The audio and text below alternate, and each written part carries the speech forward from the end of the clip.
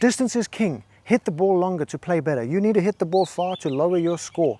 Hit more greens in regulation, that's going to lower your score.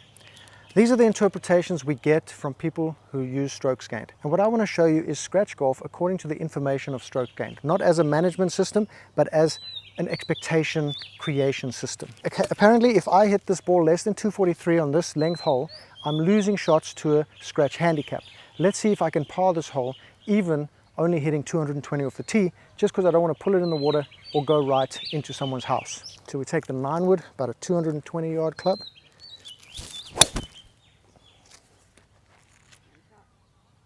So we'll measure that shot and see how many shots we lose to the scratch index. So we got 227 to the front, 244 to the middle, going over the water. If I hit the green, I can be 120 feet from the hole and not gain any strokes.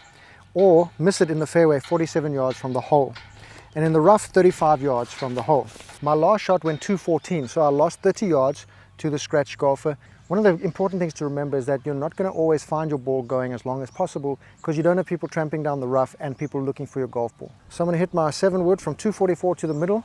We're slightly down breeze, so I've got plenty of club here. I just have to clear this tree. So I'm going to try hit a draw, which is my normal stock shot, just over the shortest part of the trees onto the green.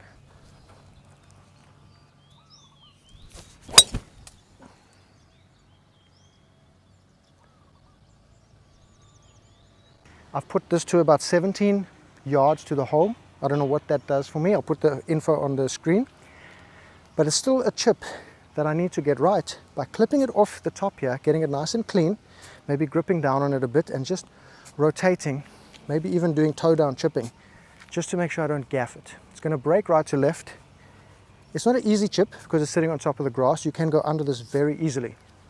So I give myself from here 4 out of 10 times chance of birdie. I've just landed on the fringe. I need another 6 inches and I'm money. I have 9 feet here after that 17-yard chip. Now, according to the data, is that good or bad? I'm going to put it on the screen. 9-foot putts, they give a value of 1.56. I give a value of 1. So if I make this, I gain half a stroke, 0.56 against a scratch golfer. If I miss it, I lose nearly half a stroke. So that's where the strokes gain, that's what they're trying to say, but I don't know. To me, just make it or don't. And that's a pretty shitty par. But we'll take it. We'll take it. All that information and I walk away with a 5. What the hell? I'm going to be hitting a mini driver because this goes about 250 to 260 for me. That's about what you need to shoot scratch golf. 250 to 260, around 258, 259 apparently is the average drive. If I hit my main driver, it's going 280 plus. I want to stick to the average here and see how we work out. And this club is pretty forgiving, stays pretty straight. On a hole of 470 yards, if I go in the fairway at scratch golf, 243 yards is what I need to gain 0 shots against the scratch golfer. Money. From 175, PGA Tour pros hitting the green here 67, 68% of the time, hitting it to about 31, 32 feet. 0 strokes gained against a scratch golfer here. We've got to get it to within about 69 feet on the green, 0 strokes gained. So anywhere between 31 and 69 feet, and we are making money. 8-iron, 175.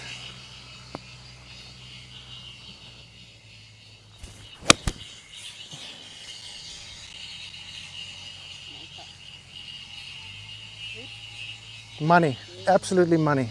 I've put this to 12, 13 feet. That means we're going to have a very low percentage make rate, but at the same time, I've missed a green. It is a fringe in regulation. Green in regulation, we're supposed to be hitting 10 out of 18 or 5 every 9 holes. This is not a hit. This is a fringe in regulation, which in my opinion, at this distance is as good as a green in regulation. So I personally count these putts as putts.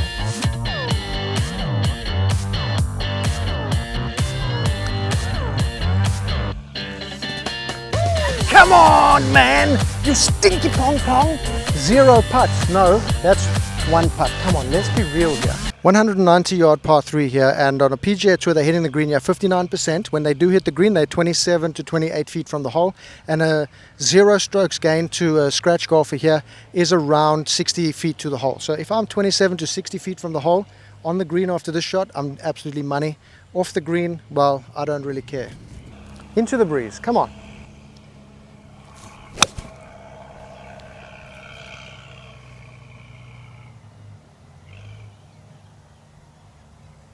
Wow. Into the breeze, 210. What the hell, man? I thought that was right next to the damn hole. Woo! Sexual behavior. 42 feet from just off the green. We didn't hit the green. We've missed it by 5 inches. But we have a 42 footer. Now, what are we expecting to do from 42 feet? Just a 2-putt. This is when you start getting to 3-putt territory. So if we can finish this ball within 8 to 10% of the distance of our putt, we're doing well. So that means about 3 to 4 feet from here.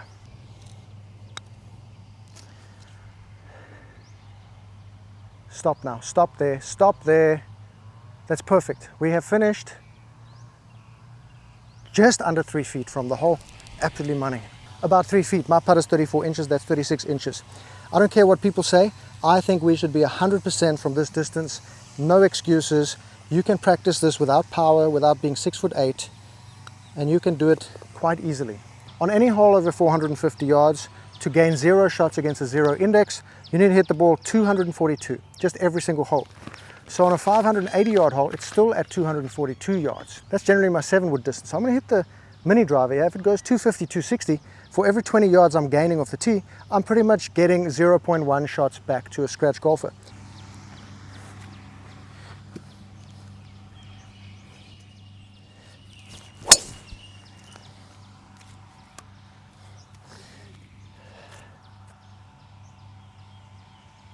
Now we have a decision to make from here. We have supposedly gained 0.1 strokes by hitting it 20 yards further than a scratch golfer. But we're in the rough, so we lose a quarter of a stroke. So for every 4 holes we go in the rough, we lose 1 shot to a scratch or a tour player. So maybe not on this hole, but collectively we'll make 1 bogey from the same position every 4 holes from this. Pick my correct aiming directly over these 2 bunkers in front of me. Money.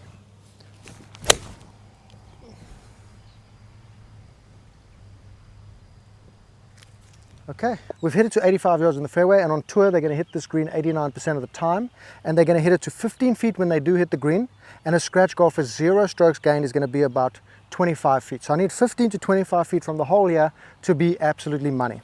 And 25 feet to the hole, I mean, that's either side of the hole, right? So I'm going to giving it maybe a chance of 3 feet to the right and 22 feet to the left, just because that's where the fat part is. I'm not my favorite distance, this 85 yards. I really don't like it. I made a bit of a mistake there. 7-iron better, or a fairway wood is better to hit it longer. So I've got the pitching wedge, which I kind of demonstrate on the channel every now and then. I know it goes 70 yards, so that would leave me, if it goes 75, it would leave me a 15-footer up the hill, half swing. That's perfectly in my field goal, and if it stops right there, I think we are inside that 15 to 25 feet range, which is money. 12-foot putts, you can understand that you're not going to make a lot of these, but you've got to give yourself the best shot. Come on, Matty Boom Booms. Oh. You know, I'm keeping within the constraints of the average drive that you need for a scratch golfer, 259. From here, you need 243-yard shot on a 450-yard par 4 to have 0 strokes gained against a scratch golfer.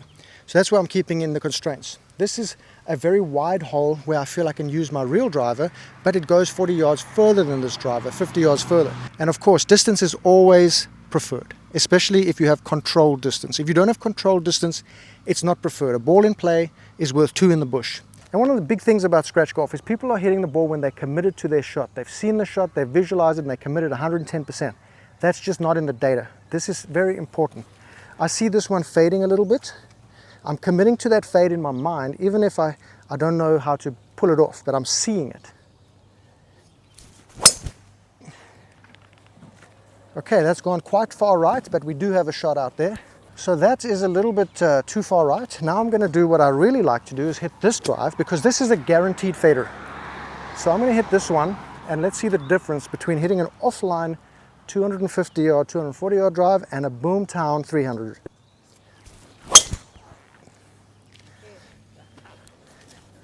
That is just so money. Oh my soul. Okay, this shot's gone 240 yards, 237. So we've got it basically to a 0 scratch golfer. We do have trees in our way. We're going to hit the green here about 64%. We're going to hit the ball to about 25 feet to about 60 feet.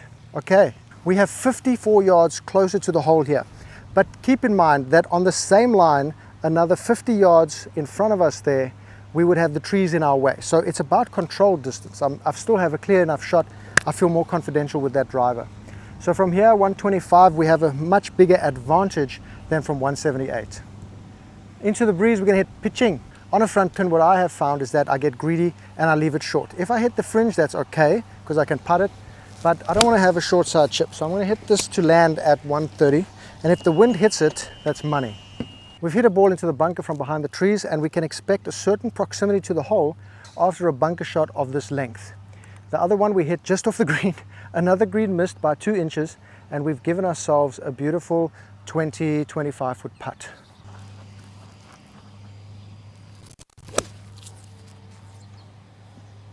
Sapin! Hey, oh. Getting out of position like that in the bunker, that's really, you know, if we can make a bogey and not screw it up, make a double, that's not a bad result. I'll take that.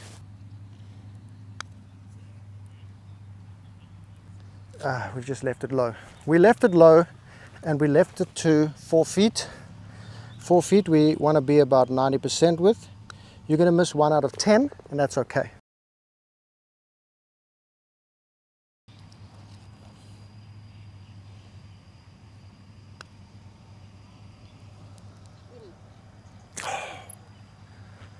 That's okay.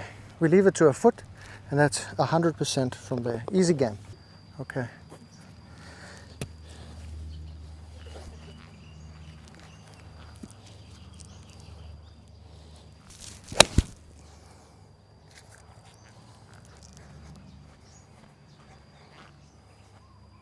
Now I find I attack with the 9-iron. 9-iron is because I made a hole in one from 165 with a 9er. So 9-iron and in is where I'm attacking on par 3s, almost regardless of where the pin is. I had to rush a little bit there because someone just pushed in as a 1 ball, and I'm playing in front of a 4 ball of fast people. So I'm not going to have that destroy my round. So I'm pushing him out the way. You don't cut in and hole freaking 7. Oh, we've pulled it. We've just pulled it because we're rushing and we left it to 5 feet. You don't want to leave putts to 5 feet. But if you get good at them, you don't worry too much. We're in a bit of a rush to get ahead of some idiot who pushed in. This is only a 329-yard hole. On a 329-yard hole, at 0 index, we need 210 yards to break even at scratch. But we have water here, and I don't want to take it on too much. So I'm going to take the mini driver, which is going to give me plenty distance to carry it and push it out to the right, because when I take my big driver here, I hit it too far left, giving me a short pitch in to a raised green, which I don't like. I'd rather have a slightly fuller shot just from the right side, which I think this club can accomplish. I just got to remember to swing smooth. Don't overhit it into the wind, Matty. Don't overhit it into the wind, my boy.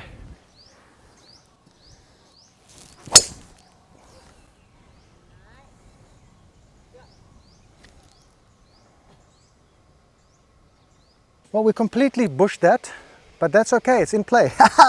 We've got an 85-yard shot here from the rough. Now from the rough in 85, what is that compared to being in the fairway to be net zero to scratch golfer? That's going to be an interesting one. But then what we don't see with this information, and then, you know, kind of managing a course using the data, is this shot. This is a raised shot onto a raised green from the rough over a bunker to a pin cut tight on the left. I'm going to go middle of the green. I have no choice but to go for it. The ball's sitting up on this hay-like rough, so it's a bit of a tough shot. And that's one of the big problems with that lie, is just fluffing the hell out of it, and that is key. And here's the important part, the feedback. When I look back at this round and assess my round, I think I've hit a bad shot off the tee there, creating that bad second shot, which creates the fluff. It's all knock-on effect, so I would rather take something more accurate that I can guarantee hit the fairway there than try hit something hard enough to clear the water. If I play normally, I would hit my big driver. I can hit an easy swing, guarantee clear all the danger, put me in the fairway. So that's just something to keep in mind for next time, to assess what caused the bad shots. So if I hit my normal driver, I could probably get it up to here if I hit a pull. This would have been a better place to be. Wow, we've hit a really tasty shot there. So our main objective when we short-sighted ourselves there after the second shot Don't botch this. Don't make a double. Get it on a green. Let's 2-putt. Let's get out of here with a 5. Take it on the chin. Use the feedback for next time. Who knows? Get in, get in. Oof. We want to stay within the bounds of the average scratch golf drive and within that area where you make 0 strokes gained to a scratch golfer, which is 243. So we're looking at 240 to 270. We down breeze, mini driver is money.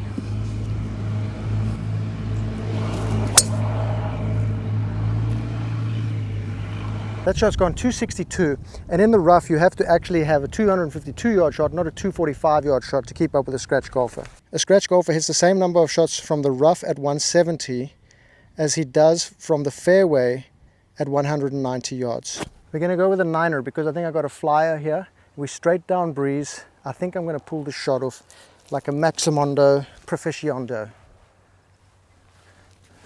It's going to fade, hopefully, and that wind is going to push it back in from the right. It's a little bit downwind, less curvature. Let's go. There, the wind's pushing it back in. This is absolutely money, probably best shot I've hit all year. Oh my God, what a shot! What a shot, man! Stick that in your pipe and smoke it, old man. I'm an old man. Now, that is a supreme shot. The best shot I've hit all day, maybe the best shot of the year. Absolutely stunning. But I took into account the variables, the wind, the elevation, the lie, ball below my feet, in the rough. What stats am I thinking about there? Nothing. I'm thinking about pulling off this shot. That's what I'm thinking. I'm thinking of, I have the shot, high confidentiality, the shot comes off. There is no statistic for confidentiality, comfort, and commitment. Come on, players. Oh, it's low. It's low. I keep missing the putts low. Oh. But you know what, 16-footers, how many do we really make as scratch golfers? Not that many. On a 350-yard hole to have 0 strokes gained against a scratch golf, we need to go 215 yards in the fairway. Obviously, if you're hitting 259 average as a scratch golfer, you're looking between 215 and 259 on this hole, and that's going to be a pretty good one for you. So I'm going to hit from 350, 6-iron, hopefully 215 yards in the fairway, and we are then gaining 0 strokes to a scratch.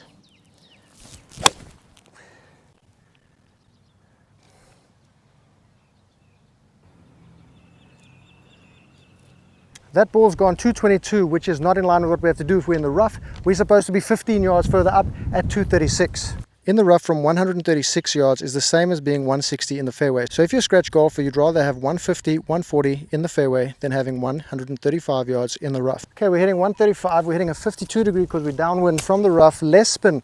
And this is at lie interpretation and also angles. So while the distance tells you that you need to be in the rough at a certain distance, let's say 15 yards up, what's the lie like and the angle over the bunker compared to being in the left side of the fairway where it's open up the green with a nipple licker? Catch it, wind, catch it. Oh, we're on. I haven't even looked at this damn putt. Did I make it? Wow, if I'd taken a bit more time, maybe I'll make another birdie. And that's it. I hit that ball to about 17 feet and we're really hitting it nicely, getting it on the green, getting it in a good position even though we're out of position. But as scratch golfers, we know with the feedback from our plans and the feedback from what we've done, what we're going to do next time and what we did wrong. We know the source of the problem. If you reflect on your rounds and you say, my chipping is bad because I was 0 for 10 up and downs. No, look back. How was your approach play? Did you set it up badly because your tee shot was bad? Or did you set it up well because your tee shot was in a position you could still play because you played for your shot shape? So many nuances. Get to the source of the problem. If you take 40 putts, look deeper. If you take 0 up and downs, look deeper.